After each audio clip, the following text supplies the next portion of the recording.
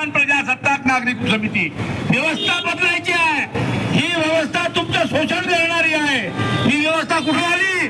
बाबासाहेब आंबेडकरांनी तुमची व्यवस्था करण्यासाठी 1950 मध्ये जे संविधान अर्पण केलं, त्या संविधानाचा सत्यानाश 51च्या शेवटपासून सुरू झाला, 51 पासून सुरू झाला आणि ज्यांनी संविधान लिहिलं त्यांना 51 मध्ये मजबूर करून टाकलं, राजीनामा देऊन घरी चालले जा, चालण्याची गरज नाही तुमची।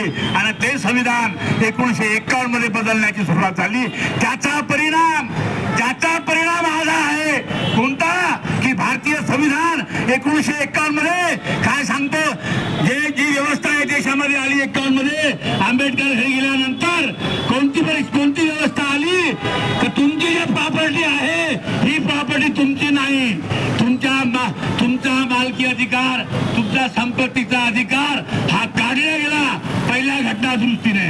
समजून घ्या, एखाद्या बावऱ्याला माझ्यासमोर या आणि मला विचारा, ही आली 51 मध्ये पहिली, तुमच्या संपत्तीचा अधिकार गेला जो इंग्रजांनी दिला होता, बाबासाहेबांनी दिला होता। त्याच्यानंतर ही व्यवस्था कशी आली, का आम्ही शोषणाची शिकार झालो हे सांगून राहिलो।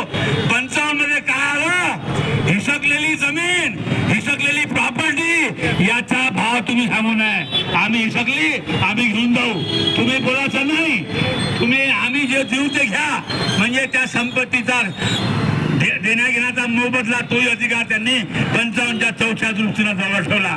म्हणजे आम्ही ते रक्कम घेतली, आमची प्रॉपर्टी सोडली, आमच्या शेतातून सरका गेल्या, आमच्या नाल्या गेल्या, रोड गेले संपूर्ण, आणि आम्ही जे पैसे घेऊन बाहेर निघालो प्रॉपर्टी घ्यायला का चला बायाच्या बदल्यात ते घेऊ, त्या पैशात त्यांनी दिल्या त्या पैशात प्रॉपर्टी झाली नाही आणि ती संपत्ती आमची गेली, आम्ही सडकीवर आलो।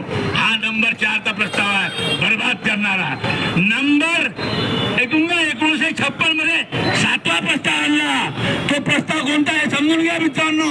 मी तुम्हाला प्रश्न करतो या समितीच्या माध्यमातून, इथं बसलेले सर्वांना प्रश्न करतो, काय प्रश्न आहे तो? 1956 मध्ये भारतीय संविधान म्हणतो की ज्या लोकांनी निवडून दिलेले सभागृह आहेत त्या सभागृहाला संविधान मान्यता देते। हे सभागृह मान्यता त्याला देते जे लोकांनी निवडलेला आहे, परंतु आमच्या छातकाला बसला कोणता? विधान परिषद सभागृह, ज्याला मान्यता संविधान देत नाही, त्या विधान परिषदेच्या मार्फत आमच्यावर 1000 कोटी रुपयाचा महिन्याचा खर्च बसवला। किती बसवला? 1000 कोटीचा खर्च, जे मान्यता देत नाही संविधान, असा एक आमच्यावर सभागृह आणून बसवलं ज्याला संविधान मान्यता देत नाही। जे आम्हाला आमदार बनवणार आहेत, जे आम्हाला पैसे लावणार आहे, ते लावणारे लोक आहेत, त्यांना त्या सभागृहात घालण्यासाठी आम्हाला एक सभागृह होऊन दिलं। ते सत्तेची सोय आहे म्हणून ते संविधान बाबासाहेब म्हणतात 169 मध्ये बरखास्त करो, 169 में सभागृह बरखास्त करो और वो सभागृह जिंदा रहो जो सभागृह लोगों ने दिया, उसका नाम है विधानसभा। म्हणून 1956 ची दुरुस्ती ही मागे घेतल्याशिवाय तुम्ही वाचू शकत नाही, तुम्ही संपले। हे झालं 56 मध्ये, आणि नंतर काय झालं 71 मध्ये? तुमच्या हिताचे प्रस्ताव संविधानामध्ये जाते की नाही, हे सत्तेच्या हिताचे जाऊन राहिले, हे पाहण्याचा अधिकार कोणाला होता? राष्ट्रपती शासकला होता। त्याला पैदल केला, त्याचा अधिकार काढून घेतला आणि त्याने डोळे लावून सह्या करायच्या आहे। म्हणजे जे प्रस्ताव जातील संविधानामध्ये ते सत्तेच्या हिताचे जाणार आहे, तुमच्या हिताचे मुळीच नाही। म्हणजे तुमच्यावर जबाबदारी कशी आहे ते मी सांगतो। हे झालं 1971चं। मग संविधान जे होतं, आमचा अधिकार होता, आमच्या जीवना मरणाचा आम्हाला जीवदान देणारा, मार्ग सांगणारा प्रगतीचा संविधान 1971 मध्ये 25वी दुरुस्ती आणली आणि संविधान सत्तेच्या अधीन घातलं। काय झालं आहे? एवढं झालं नाही, तुम्हाला सांगतो 1985 मध्ये 52 प्रस्ताव आला आणखी। तो कसा आला? तुमचा जीव घेणारा आला।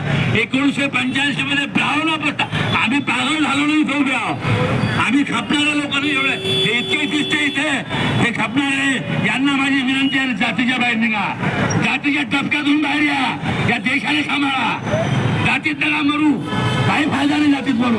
म्हणून बाबासाहेबांनी 1985 मध्ये आम्हाला जो मताचा अधिकार दिला होता, तो मताचा अधिकार कशासाठी? आमचं व्यक्तिगत स्वातंत्र्य जिवंत ठेवण्यासाठी दिला होता। आम्ही काय केलं? त्या व्यक्तिगत स्वातंत्र्य देणाऱ्या मताचा आम्ही पक्षाची ओळख केली, पक्षाला ओळख दिली आणि पक्षाला मोठा केला, आणि ही समस्या आमच्यावर आली तो पक्ष आम्हाला विचारत आहे। आम्ही म्हणतो हा पक्ष आमचा, तो म्हणतो तो पक्ष आमचा, तुम्ही म्हणता तिकडले लोक म्हणते हा पक्ष आमचा. अरे तुम्हाला ते पक्षावाले काम होत नाहीत, तर मग तुमचा असा पक्ष समोर येत का नाही? म्हणून तुम्ही समजून घ्या, आता तुम्हाला जातीचं तुम्हाला बंधन नाही.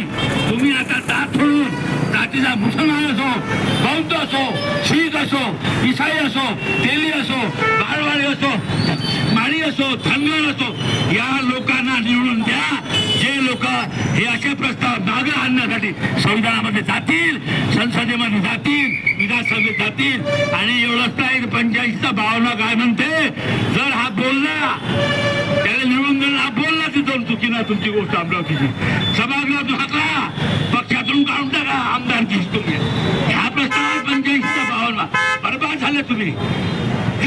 म्हणून हे प्रस्ताव जे आहे, आणि 93 मध्ये 2006 मध्ये 93 प्रस्ताव आला. कोणता?